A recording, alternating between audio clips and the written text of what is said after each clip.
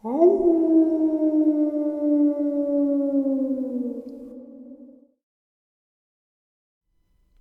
greetings and salutations, everyone. I hope everyone is still doing well, and welcome back to tonight's second half. Before we get into it, a couple links. As you know, I rely on Patreon, PayPal, and my merch to help the channel to continue to grow and go. The links to Patreon and PayPal are in the description below, my merch displayed directly under the video. Also, Dogman Frightening Encounters, Volume 1, 2, and 3, the audiobook versions. They were written and researched by Tom Lyons, narrated and produced by me, Jeffrey Nadolny. Those audiobooks are available on Audible, Amazon, and iTunes, the links to which are also in the description as well. And finally, last but definitely not least, if you'd really like to help support this channel to continue to grow and go, simply subscribe, click the like button, and please leave a comment. It really does help, and it does matter. And now, everyone, I have taken far too much of your time. Let's get on with tonight's second half. Shall we? So the last couple of days we've been talking about Dolce and involvement surrounding that military base and D.U.M.Bs, etc., etc. Now, obviously, these caverns had existed long before the military even started to bore holes and discover that the draconian lived there. Well, tonight we are going to talk about some indigenous relations with the draconian and just what Dolce Caverns meant to the indigenous tribes in the area. The Native Americans of the Southwest United States have legends of tall, fair-haired beings. They also have legends about little people. Both are said to have skycrafts or saucers. Native Americans speak of an underground race, surface races, and people living above in the heavens. The Navajo legends state they once lived underground together with the Kairoteras and the white people below a mountain in Silverton, Colorado. Mount Hesperus, meaning Venus, is sacred to them. After coming to the surface, they went south and settled in the canyons of Dainta area near Navajo Dam between Aztec and Dolce, New Mexico. They then set up defense sites and expanded south towards Mount Taylor and west into Arizona, built atop high mesas were fortresses and towers consisting of 3 or more stories. The Pueblo Indians have a legend that they emerged from the inner earth near the Great Sand Dunes in Colorado. They then traveled down the Rio Grande, setting up pueblos. The area known now as Los Alamos was considered evil, the home of the underworld little people, from which would come a curse of the gourd of death. And so it did, in the form of a nuclear bomb. The Greys, the little people, are Deros. According to New Mexican folklore, Montezuma was born near Teos and trained by beings who lived in caverns inside Pueblo Peak. Near Blue Lake, UFOs have been seen entering and exiting the water. The Aztec of Mexico, who some think originally came from there, believed that the sun god needs blood and sacrificed humans for its nourishment. They killed over 20,000 people each year near Teos, in a cave above Lucero River, not far from Frijoli Canyon, is where human sacrifices were made, some say still even now. Members of a secret society group in Teos have been found beheaded.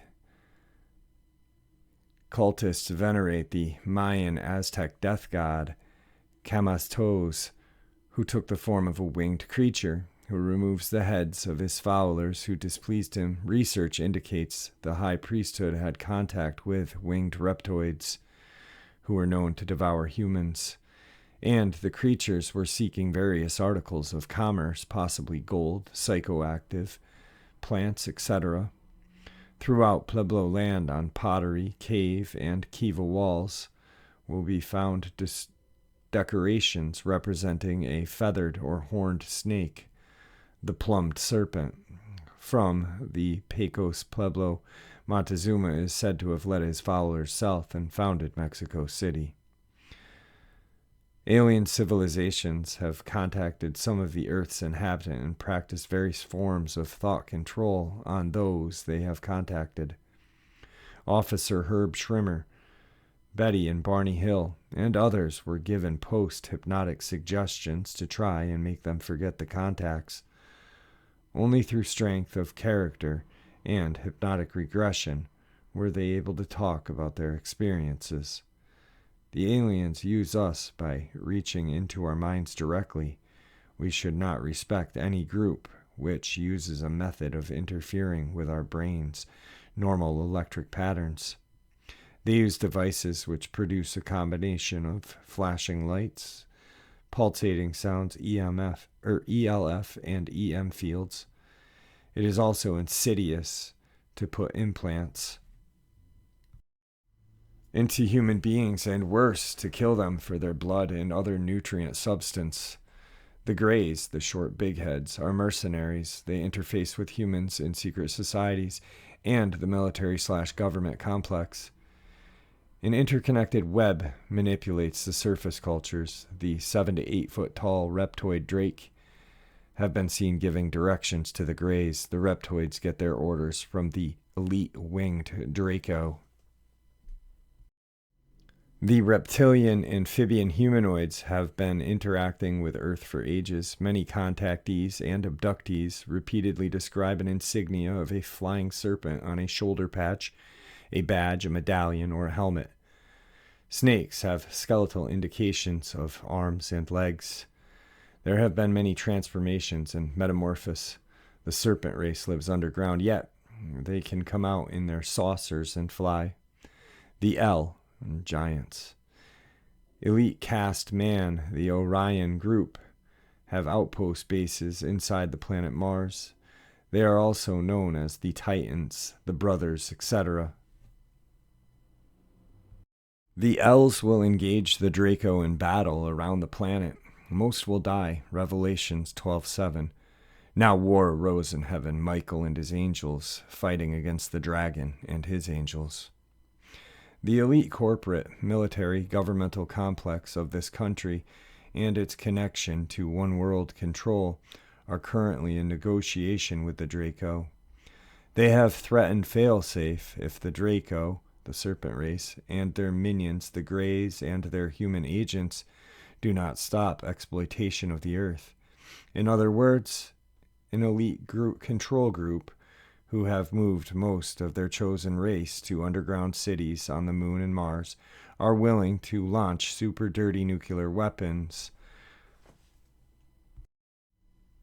to poison this entire planet and kill everyone so that no one can have the jewel Earth.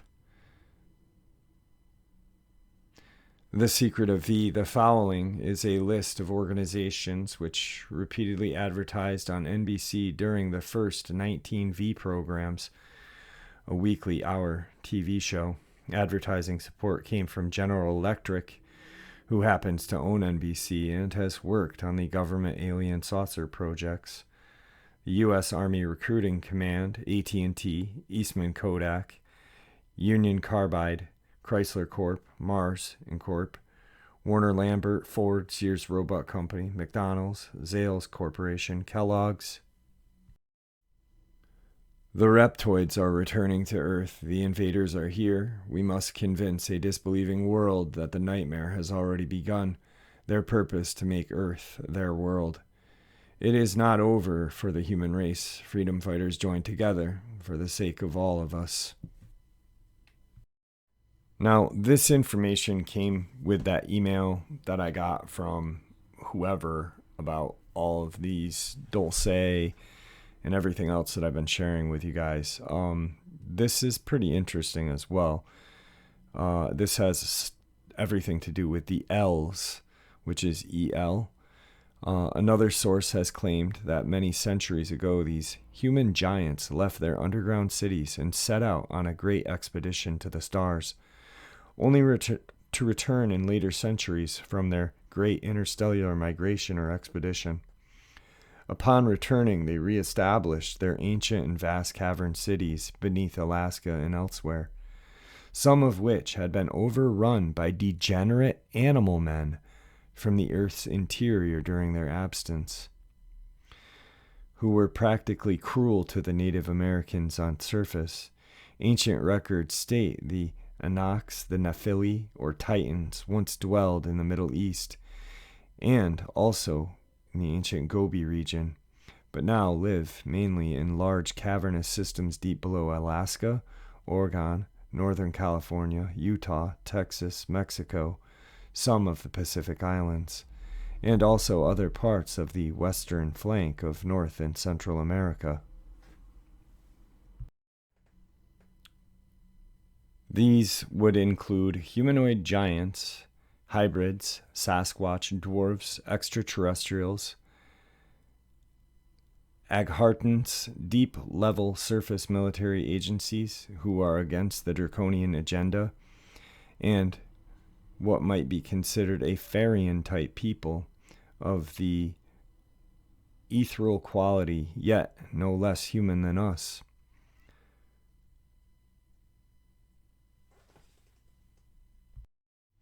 So, with this, now, I know that Dolce happened. There's too much recorded evidence, and too many people involved have been murdered. But what I am starting to get from all of this, and if I'm wrong, I mean, so be it. But it's a theory. And you've got these draco, which are winged serpent, well, elite winged reptoid. You've got these huge giants called the Nephilim. You've got humans, like animal-like humans, Dogman, Sasquatch, dwarves, whatever, and so on and so forth, reptilians, in these huge battles that are being fought. And I mean, honestly, and I'm not like, and this is theory, all right? What if, just hear me out, please. And I'm not trying to offend anybody, but just, this is where my brain goes when I read stuff like this.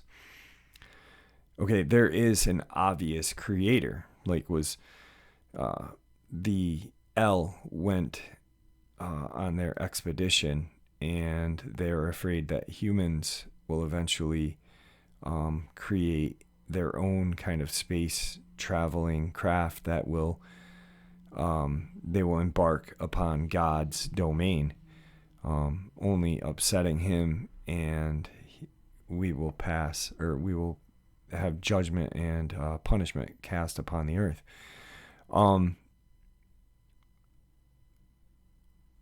What if, like, all of these ancient creatures that were on Earth,